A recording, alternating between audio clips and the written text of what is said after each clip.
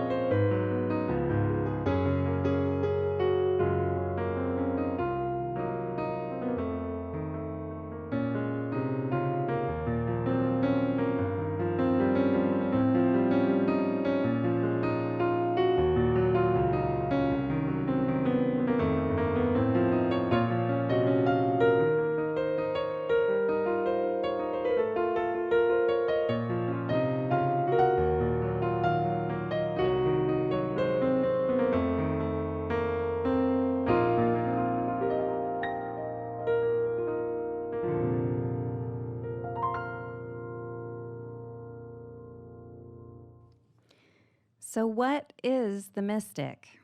It's not Muslim prayers on Friday, Jewish prayers on Saturday, or Christian prayers on Sunday. The mystic is a catalyst. Through music, story, silence, and dialogue, we hope to strengthen our attachment to hopes and dreams. In the mystic, diversity is a prerequisite for all creativity, which is why Crosstown Concourse is the perfect home. In the mystic, the world is far better served by our different beliefs than it could ever be if limited by rigid uniformity. And even if this doesn't rock your gypsy soul, as the lyrics to the song say, the goal of the mystic is not to feel better, but to get better at feeling. I ask that we each find the strength to open our hearts and treasure the differences that distinguish us. And may the music of compassion, kindness, spirit, and insight fill this hour. It's the 6th of February. We're 6 days into what began as Negro History Week in 1926. Black History Month didn't really start, most people don't know this, until 1970. My father was a rabbi near Kent State, and it was African-American educators there and students who started what we know as Black History Month. And 1976, when President Gerald Ford was president, the bicentennial years is when it became the national commemoration to celebrate contributions of Africans in the diaspora, particularly America, Great Britain, Ireland. I was at Stax earlier today, 2 nights after we won 2 Grammy Awards, listening to Jeff Kolath, the director of the museum, talk about the contribution of African Americans to music way before there ever was a Black History Month. The Henderson Thigpen, all these unsung heroes who won the award. But so since we are talking about Black History Month every day in Memphis and not just this month, tonight I thought we might talk about what everyone else is doing, and that is getting Valentine's candy. Which raises a broader and deeper subject than attraction, relationships between partners. In fact, many of us may not have thought about this, but in the Bible, the first time the word love appears is not between Adam and Eve. The first time the word love appears has nothing to do with romantic love at all. The first time love appears is within the context of family. It's when Abraham and Isaac, father and son, take your son whom you love. So if half the world are women, the other half know them as mothers. And if half the world are men, the other half know them as fathers. And yet, each parent-child relationship is utterly unique. So I thought what we do for this February Mystic, I've asked my co-mysticians, Joshua, Lillian, and Scott, to address one of each of these distinctive relationships over the course of the hour, and for Karen and Ashley to offer music that directly aligns. And I'm gonna hold you all in suspense for why that seat is empty and will be filled shortly with a huge surprise. But first, Joshua, your brief thoughts on the mother-son thing, either through your own lens or your observations as a minister. Here's where you messed up, Micah.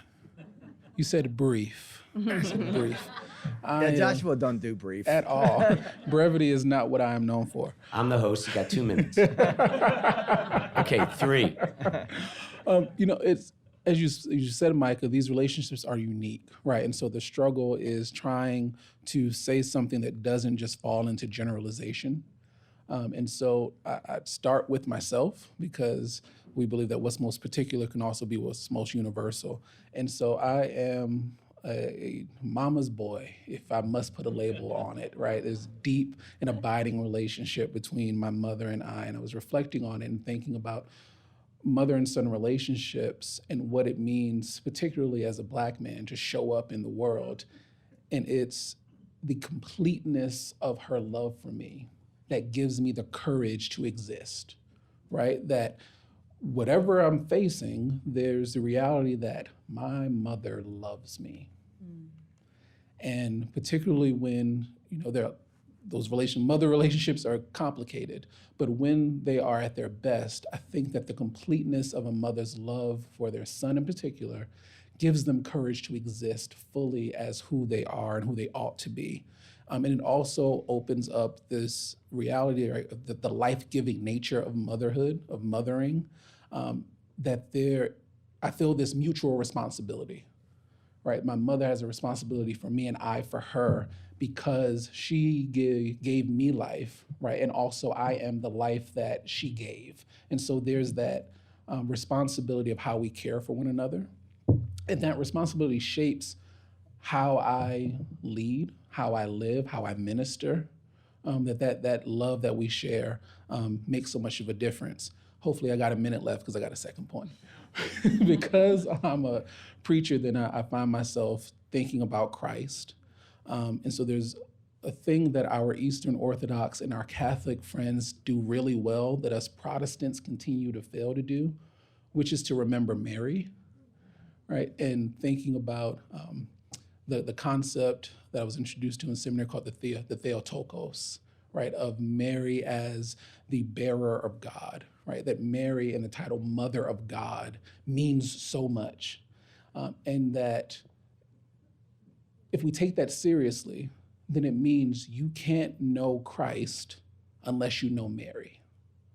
Within the context of a mother-son relationship, that at my best and at our best, to know me is to know the best parts of my mother, right? To appreciate me is to appreciate the best parts of my mother. Catholic theologians talk about it's not so much that Mary bore Christ into the world, it's her discipleship of Jesus that makes the difference. Wow. Right? It's the way that she carried and shaped and formed him. And so when it comes to mother-son relationships, it's impossible to separate, because to know me as Joshua and to know me fully is to know the best of Norma. So I'll stop there because I'm probably going over. It was worth the extra 30 seconds. That last point was amazing. Lillian, you are not only the daughter of a mother, but a mother yourself of 3 daughters. I see one of your angels in the front row here tonight. What's that love relationship about? Mother-daughter. Mother-daughter. Well, I'm not usually at a loss for words, but this is a topic that can get me choked up. So I'm like, I'm going to write it down so I can get through it, especially with my oldest, my 6-year-old staring at me right now, my Ingrid. And I want to name that I speak of this through the lens. We live in a world where there are a lot of ways to be a mother, become a mother, or to mother. Yeah. like that this is spoken through my lens as a cisgender woman who's been pregnant 4 times and birthed 3 daughters. I know the pain of pregnancy loss. I know the magic of growing a human being inside of me and pushing them out into the world. These experiences have all informed my relationship with my daughters and my relationship with my own mother, who is also a pastor. Being a mother fills me up and empties me out on a continual basis. I am filled with love more expansive than I ever knew. I'm filled with awe at watching the little girls that I helped create become more and more independent and knowledgeable and opinionated. I'm filled with fear that something will happen to one of them. Illness, violence, guns, and injury loom everywhere when you are a mother.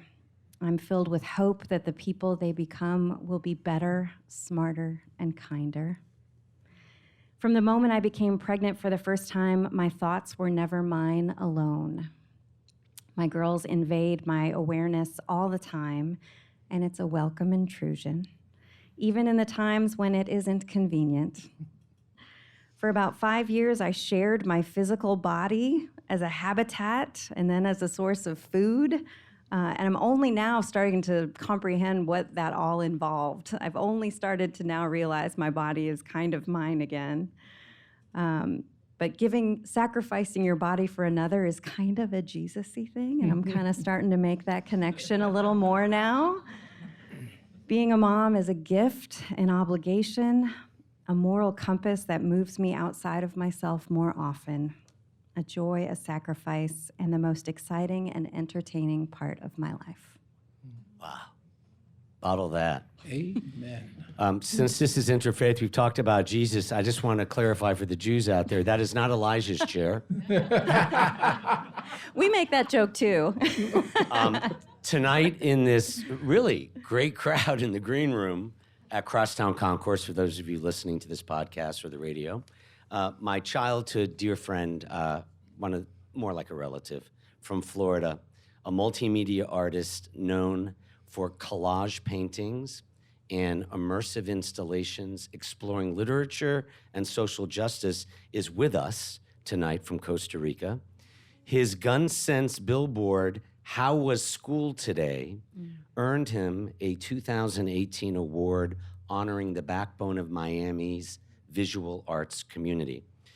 His own Swan Dive podcast, Swan Dive, features guests from all walks of life who made a major life change to chase their dream, including funk legend George Clinton, a National Geographic photographer who walked across America with his dog, a Stanley Cup hockey champion, and many more. Stuart is here tonight not because he is among my closest and oldest friends, but because of his impactful art that has been presented not only in Miami, London, Berlin, and galleries across the United States, but right here at Crosstown Concourse, down the hall at Church Health, with his work entitled, and it's in front of you to Dr. Morris's left, I Love You, Daddy.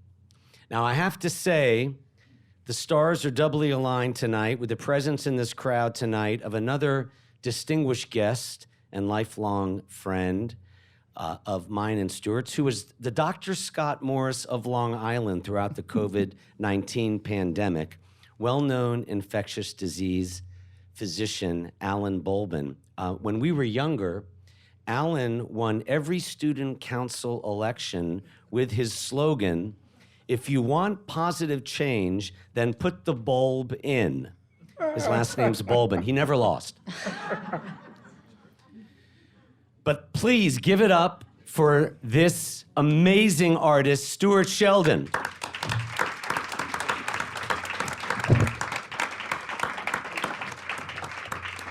Welcome. So Stuart, before we hear some music and as people get to know you, a general question. How as an artist do you express love visually? Tonight's about the love of parent-child relationships. How do you paint or express love in the medium in which you swim as an artist? Wow.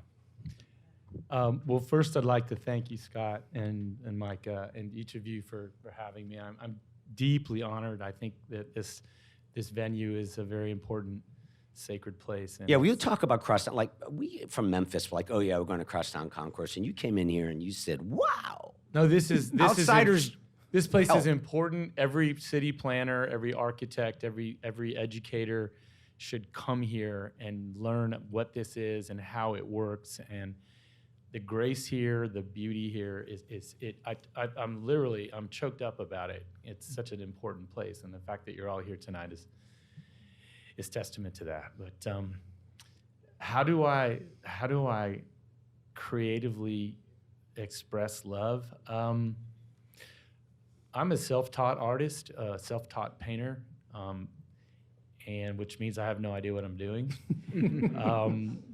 And I have worked very hard to get out of my head and into my body when I paint. It's a dance, it's messy.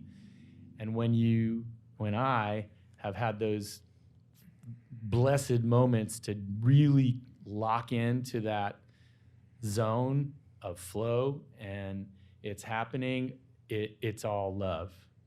And whether I'm jubilant or in despair, some of my best works have been from deep sadness. It's true. And when it's true, it's love.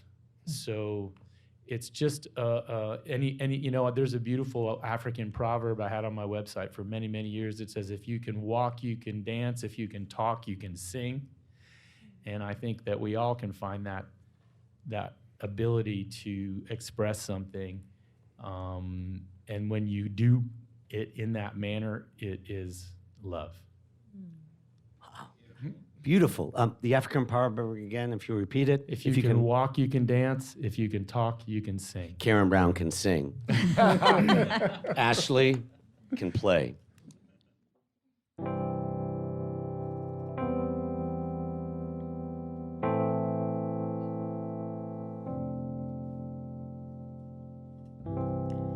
Dear Theodosia, how to say to you, sometime last night your mother breathed your name, and like a flame that flickers out too soon, she died, she's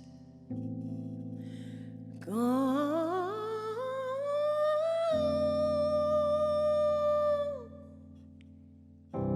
She dedicated every day to you. She changed my life. She made my life worthwhile. And when you smile, I know a part of her lives on. I know I can go on. You have come of age with our young nation. We bleed and fight for you. Sometimes it seems that's all we do. And you and I will build a strong foundation. And I'll be here for you. The way is clear for you to blow us all away. Someday,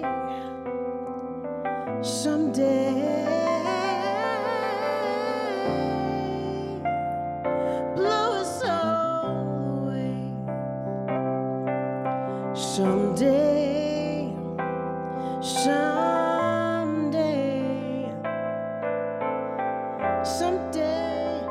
blow us all away. Someday.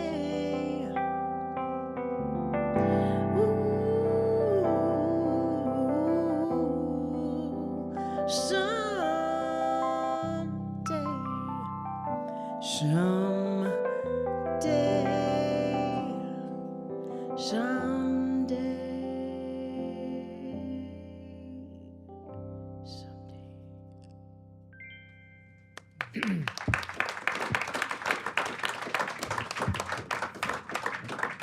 That was better than Hamilton.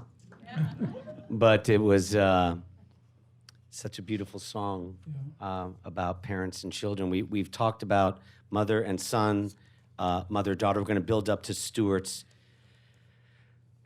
amazing installation at Church Health called I Love You, Daddy, and we'll get to Scott soon talking about father-son. I have been tasked with father-daughter, and I see one in the front row. I wrote it down, too, to stick to my 2 minutes. Our society tends to emphasize the importance of mother-daughter relationships more than father-daughter relationships. Most children's books, TV programs, and movies send the message that fathers and daughters are not supposed to know each other as well or spend as much time together as mothers and daughters.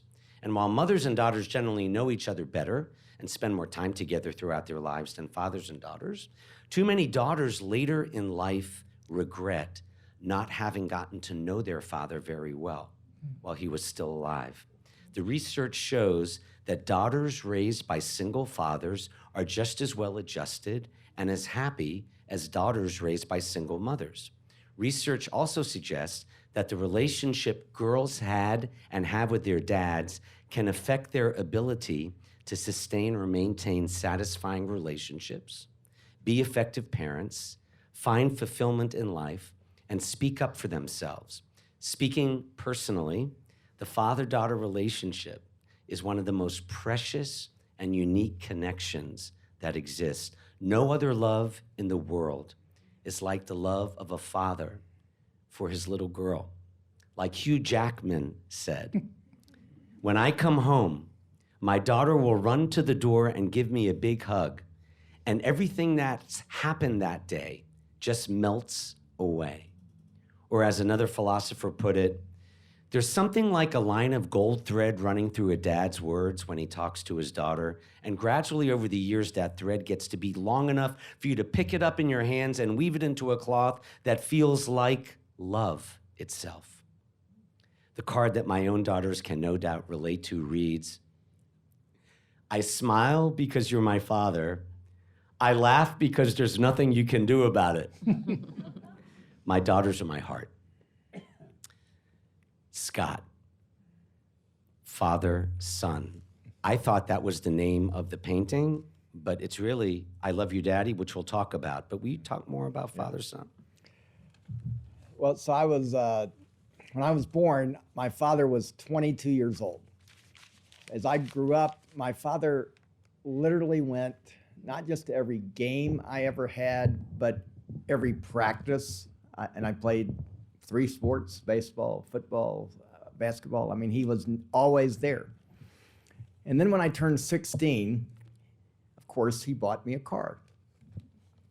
In 1970, he bought me a GTO Judge. It had an airfoil on the back. It had racing stripes down the side. And to this day, I'm still not quite sure what it was, but it had Ram Air. My mother died when I was a freshman in college, and my father got remarried.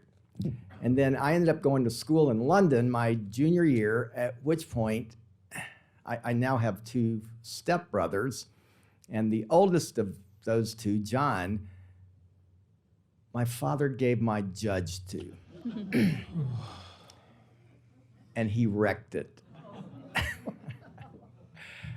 So these days, my father, I talk to my father every Sunday night, and he says, my father is 91 years old, and he says the only time he thinks about how old he is when he thinks about how old I am. But then I have another stepbrother, Brian, who he and I have bound together as though we're true brothers, and the thing that connects us is my father. We both talk to him every Sunday, and you know, my father still works from his assisted living apartment.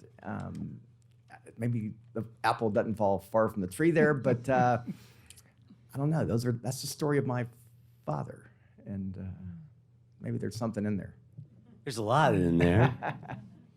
I was explaining to our guests from Miami, Costa Rica, New York, it sounds like an amphibian if you're a Memphian. But we Memphians who pass by Church Health here at Crosstown Concourse, pass that by, that huge installation. And most of us probably never knew that it has to do with this February theme of love and parent-child relationships. So with the artist present, Stuart, would you share with everyone the genesis of this, the meaning of it, the message in your heart about it? With pleasure. So I believe in trying to manifest things that I seek. I wanted to, in my mid-30s, I wanted three things. I wanted love, a partner, I wanted a family, children, and I wanted creative success, and I had none of them. To make a very long story short, I, in that state of darkness, started painting the silhouette of the woman I loved. And I made 30 or so of these paintings with the outline, the word now, little tiny written now, of this triumphant, beautiful woman. And when I finished those paintings, I met someone, and she's now my wife. And it was as if I'd done a chalk outline of her body. It was a very magical, mystical event. And subsequently, I've attempted through my paintings to manifest things that were important to me. One of the things that I've always wanted to do is write a book, and I'm in the process, have been in the process of writing a book for 15 years now. If you look in the middle of that canvas, you'll see a little piece of paper. Well, that is the title page of my manuscript of the book, which is titled A Lonely Fool's Masterpiece. And it's about the story of meeting my wife and attempting to have children. Well, I eventually did have children, and beautiful children, and I eventually did have creative success. Well, this series of paintings with chopped up book covers is entitled The Best Books Ever Written. That's the name of the entire series. And each painting has a particular theme. And the reason that my manuscript's in the middle of that is because I took the best books ever written, Moby Dick and The Great Gatsby and Steinbeck and on, and infused them through and into the title page of my manuscript so that it would become one of the best books ever written as well. This particular book, each painting has a theme. This particular book is fatherhood. My father was getting on in years when I made this piece. I had recently become a father when I made it. And so I asked my dad what his favorite books were. One of the things I've learned through the process of this series of paintings is how much you learn about someone by learning their favorite books. It's profoundly telling what you know, and surprising and lovely to learn what people's favorite books were. So I had never asked my dad this question, but I asked him in his 80s what his favorite books were, and his favorite books were Robinson Crusoe, Huck Finn, a couple of books, a Leon Uris book about Judaism, old books, but these books about boyhood books that you read when you're a boy and about being a boy, Huck Finn, Robinson Crusoe, I recognize that so much of, I mean, these are his favorite books, mind you. So much of my father was still that boy and that dreamer. And so I found that very enlightening. The rest of the books are my favorite books about fatherhood.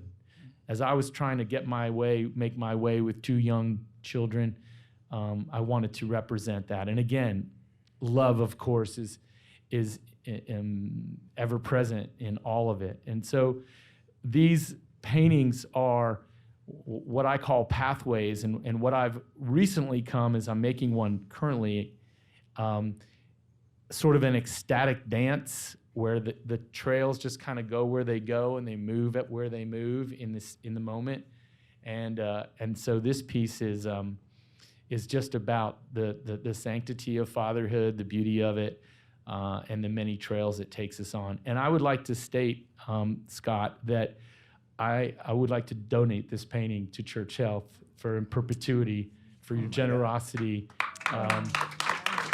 and your kindness for what you do here. Thank you, Stuart. Well, let me ask the question then.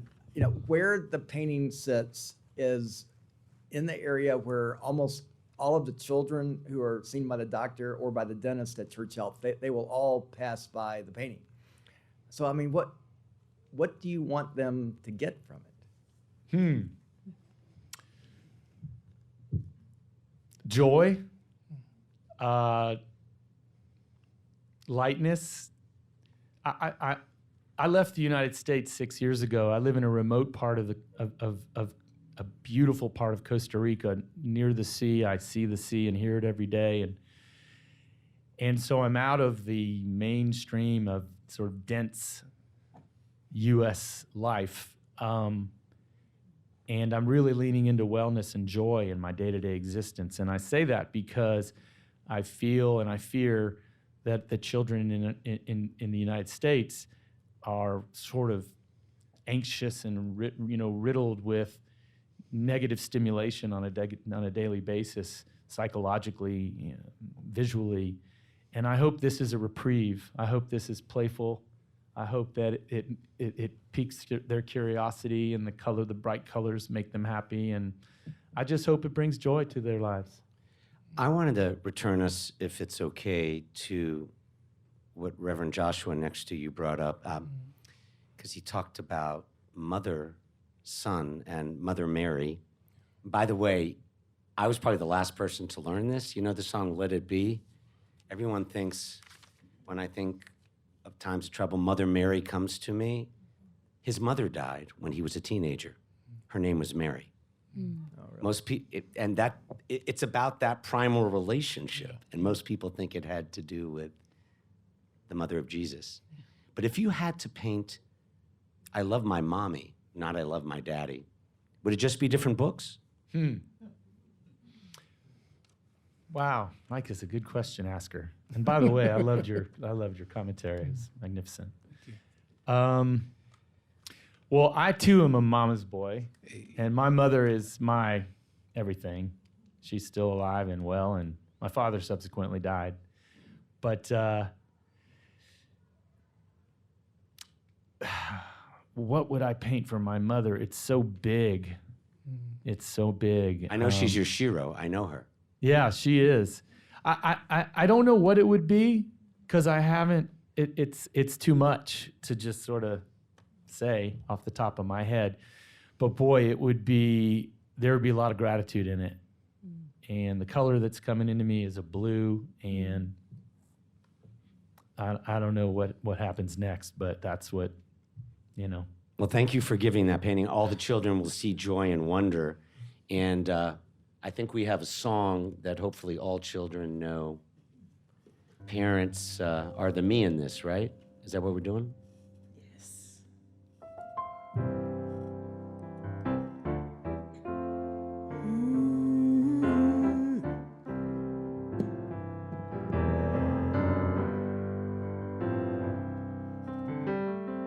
Sometimes in our lives, we all have pain, we all have sorrow, but if we are wise, we know that there's always tomorrow.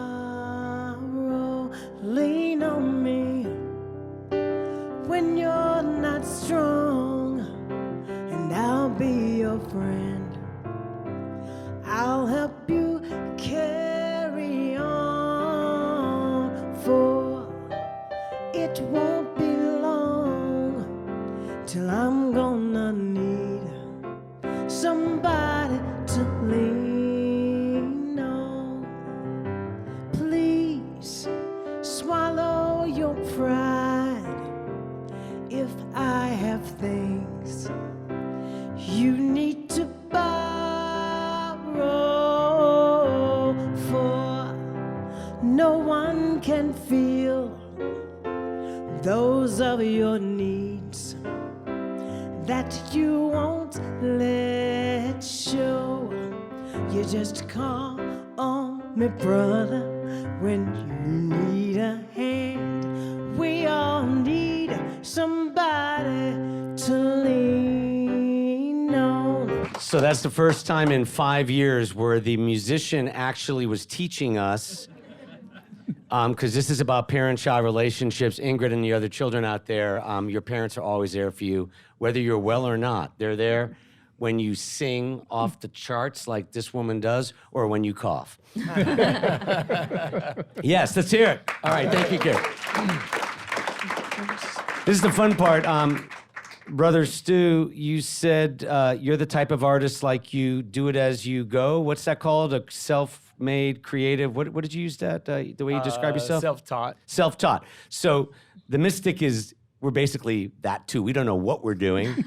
We just have a sheet of what's next, and it's a dialogue. Yeah. So my fellow panelists, Stu, one thought leads to another. What are your thoughts that have been going through your mind, listening, Lillian, Joshua, Scott, Stu?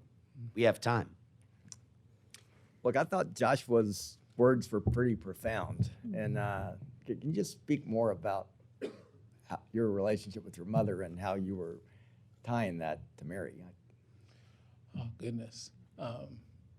It's the more that I become who I am, the more that I continue to love who I am, the more, I think I've used this phrasing before, I see the fingerprints of my mother, right?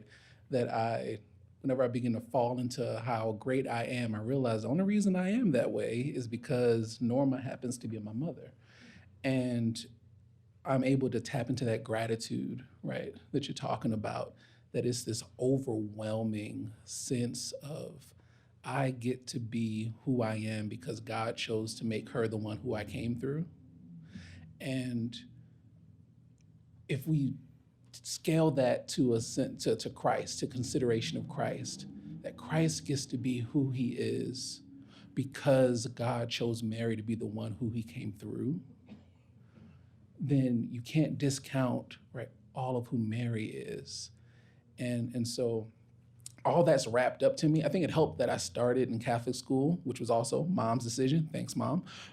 So I have a high regard for Mary, even as a Presbyterian. But all of that's connected. I also have thoughts about fatherhood, but I want to hear some other mystic friends. Well, I'm just struck that is such a more beautiful and eloquent way of saying that eventually we all become our parents. You're saying the quiet part out loud. I like your read a lot better. I think I've just been struck by, no matter the relationship, and obviously there's so much that is personal and unique, this universal thread that kind of flows through all of what we've been talking about this evening. And I've also been thinking about how often we talk about relationships, both in terms of what they are and what they are not. Mm-hmm. And especially, I think, in our society where we've become more informed on sort of these, we all have therapists these days, and we've talked about relationships more in depth, but how we're better at talking about how people, what they were to us and weren't, and that's okay. And that has given us a perhaps far more grace-filled perspective on all of the relationships in our lives. But I've most been drawn to that sort of universal thread that has been sewn through all of these different relationship pairings.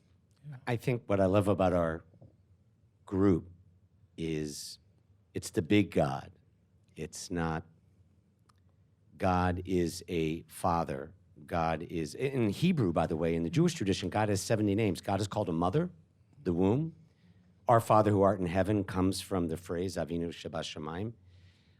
But no matter what our tradition, whether God is love, God is called the source of loving relationships, whether it's a daughter or a son. I love the line from Dan Fogelberg's song, Leader of the Band. His father was a band teacher. Have you heard that song from the 70s? Before you were born. Play it sometime, and when you listen to it, remember that he wrote it for his dad before his dad died. His dad was dying. He got to hear it. And like Lillian said in one sentence, he realized he's his father. And the line is, he gave to me a gift I know I never can repay. So when you were talking about gratitude, all of you, I hope that's what all of us feel. Now, of course, if we had abusive childhoods, that's another subject. But when we talk about a loving God instead of a fearful God, a God who loves us like a parent instead of one who would put you in fire. Thoughts? Right. I mean, I don't want to take up too much time. Go ahead. Yeah. Go ahead. But, you know, thank you for that painting, that installation, because when I first walked by it, it stopped me in my tracks. And I'm usually running all over the place when I'm in the clinical areas. And what I took from it, from the place I was at, was wandering. And to then find out that it's called I Love You, Daddy, it was perfect, because I think I've shared before in this space, I've had a really fraught relationship with my father. And so this idea of God only as father was both helpful, but also like not useful, because if God is father, my frame of fatherhood was absent, right? And so I don't want God being absent. I need God being much more near than that. And so this idea of there was wandering, but there was also safety when I saw that painting, or what resonated with me. And so it was such a healing moment to hear that it was I love you, Daddy, because it offered me this affirmation that you can wander within relationships with parents that were not well, that were fraught, that were broken, and know that within the grand love of God, there's safety there to wander, to risk, to be upset, to be disappointed. Well, that whole idea of wandering within relationships is really strong, because none of our relationships are a straight path. Yeah. I mean, every relationship we have is a wandering at some point. And then, what the truth of the matter is that, who hurts us the most are the people we love the most. Yeah. And so that wandering is inherent in, I think, all of our relationships, and especially that parent and child relationship. Yeah. I mean, I'd like to emphasize that my father was a very complicated man. I loved him dearly. He told me as a teenager that, if I was a junkie in the gutter, he would love me, and that was a very important thing to hear. But I did eventually just have to accept him and love him with a lot of faults attached to it, which is, really more accepting myself. And another of the things that I would like the children in this community to take from that piece is the sanctity of a father's responsibility to the children that he bears, and hopefully the love that and the struggle that comes with that love is something that is embraced, because it's tough to be a parent, but it's the best job in the world. And Thank you for saying what the clergy didn't say, that relationships are complicated. And until Scott said that, like, I'm looking behind your head, it's not a straight line. yes, sir. So Stuart, one thing of the children who will see this, that it shouldn't surprise you that we have a lot of children who come from single parents. Where that is almost never the case, though, is we see a ton of immigrant families these days, and the father is always there. The father is always there with those kids who may have come right past your door coming through Costa Rica. Yeah, well, my parents split when I was 4, but my father was always there nevertheless. And, so I do understand what it's like to be loved by a father. And now I'm a father, and and my kids are complicated, and I love them. But that love is tested on a regular basis, as I'm sure many of you can relate. But ultimately, it's the greatest gift I can imagine. Before our announcements in closing, Karen emailed me and said, I have a song that is based on 4 words. Is it okay to play? And I think it speaks for itself. It's what y'all are saying tonight.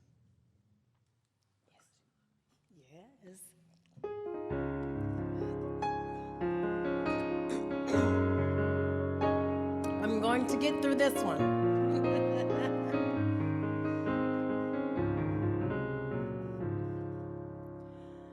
For all those times you stood by me, for all the truth that you made me see, for all the joy you brought to my life, for all the wrongs that you made right, for every dream you made come true, for all the love I found in you, I'll be forever thankful, Mom and Dad.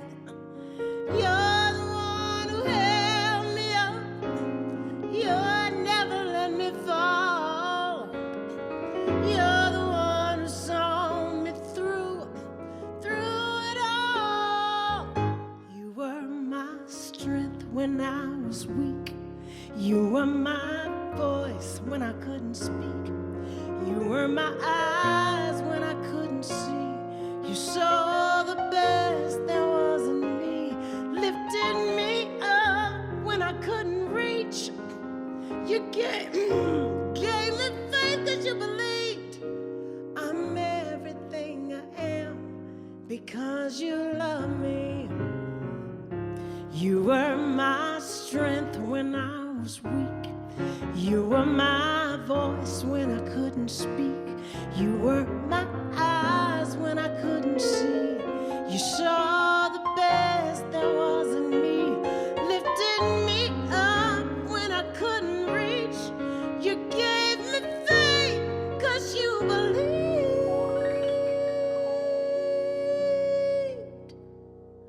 I'm everything I am because you love me. Yes, you did, Mama. I'm everything I am because you love me. Protected me, Daddy. I'm everything I am. Because you love me.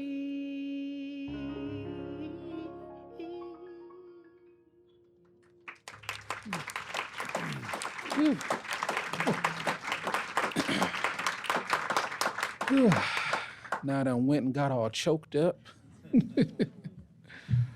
Shout out to Mom, who watches this whenever we post it online from New York every month and doesn't miss. Yay, Mom. Yay, Mom. For our announcements, for the runners in the room, there's a 5K, 10K here next week, next Saturday, Crosstown 5K, 10K benefiting Churchill. So if you feel like running or walking or simply just cheering, please show up and support this good work. But also some other things for you to show up to. 2 of our mysticians are in the Calvary Lenten preaching series this year. That is the Reverend Dr. Scott Morris and Rabbi Micah Greenstein.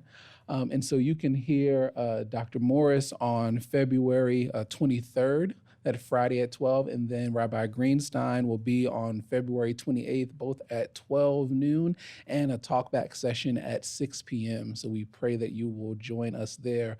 And of course, next month for the Mystic on Tuesday, February 5th. 6 p.m. Sorry, March 5th. Goodness, March 5th. It's Groundhog Day. It's Groundhog Day. No. And with that, Beautiful. Scott. Right. So I'm going to close this out with a brief meditation from Henry Nouwen.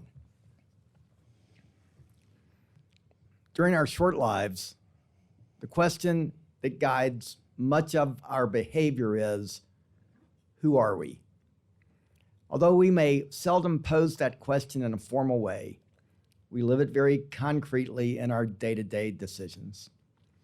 The 3 answers that we generally live, not necessarily give, are: we are what we do, we are what others say about us, and we are what we have. Or in other words, we are our success, we are our popularity, we are our power. It's important to realize the fragility of life that depends on success, popularity, and power. Its fragility stems from the fact that all 3 of these are external factors over which we have only limited control. Losing our job, our fame, or our wealth often is caused by events completely beyond our control. But when we depend on them, we have sold ourselves to the world, because then we are what the world gives us. Death takes it all away from us. The final statement then becomes, when we are dead, we are dead. Because when we die, we can't do anything anymore. People don't talk about us anymore, and we have nothing anymore. When we are what the world makes us, we can't be after we have left the world. Jesus came to announce to us that an identity based on success, popularity, and power is a false identity, an illusion. Loudly and clearly, he says, you are not what the world makes you, but you are children of God. Let me offer a quick prayer. God of us all, we ask your blessing on those who are gathered here, all of us, children of God. May we realize that. May we live into that. May we engage our parents and our children in our lives, and may we all know that you make us who we are. We pray this in the name of the God who sits high but looks low. Amen. Amen.